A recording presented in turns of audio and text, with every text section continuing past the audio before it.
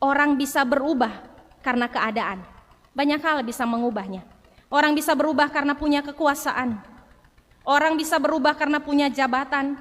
Orang bisa berubah karena kekayaan. Orang bisa berubah menjadi jahat di tengah keadaan yang baik. Dan itu kegagalan hidup. Kita gagal kalau itu terjadi pada kita. Tapi orang juga bisa berubah karena tekanan. Orang bisa berubah karena masalah. Orang bisa berubah karena pergumulan-pergumulan hidup. Orang bisa berubah karena perlakuan-perlakuan yang tidak baik.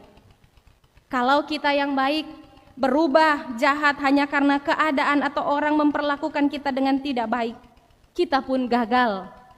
Gagal membesarkan kebaikan dalam hidup.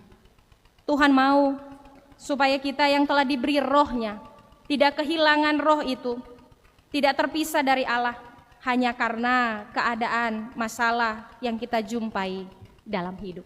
Jemaat di Roma bergumul, punya ketegangan antar sesama mereka, tapi juga punya pergumulan besar dalam relasi dengan pemerintah sebab mereka tertekan dan teraniaya. Dalam situasi ini, firman Tuhan disampaikan kepada mereka supaya mereka mengasihi seperti Allah mengasihi, tidak pura-pura, tidak munafik, dengan tulus hati. Mereka membenci yang jahat dan melakukan apa yang baik yang Tuhan mau. Perintah Tuhan yang sama juga berlaku bagi kita yang sedang merenungkan firman Tuhan ini. Apapun keadaan hidupmu, apapun situasi yang sedang kamu alami, kamu gumuli, hadirlah sebagai orang yang membawa kasih Allah dalam relasi dengan orang lain.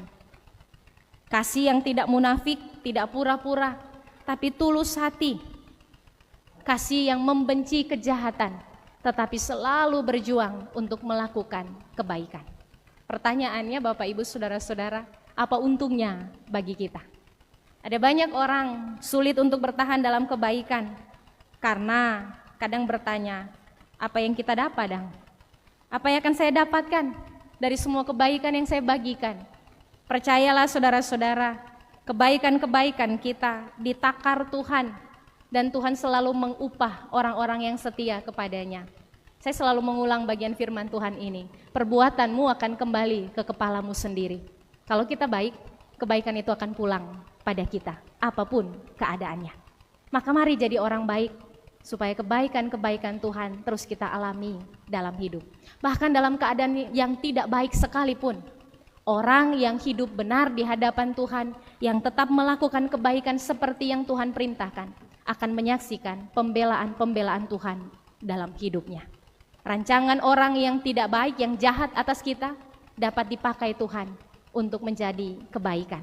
Kita ingat kisah Yusuf, istri Potifar merancang yang tidak baik, saudara-saudaranya merancang yang tidak baik, tapi Tuhan memakai semua yang tidak baik itu untuk membawa Yusuf melihat kebaikan Allah selalu jauh lebih besar, melampaui yang dia pikirkan. Demikian Tuhan menjaga hidup kita. Tuhan memberkati kita. Amin.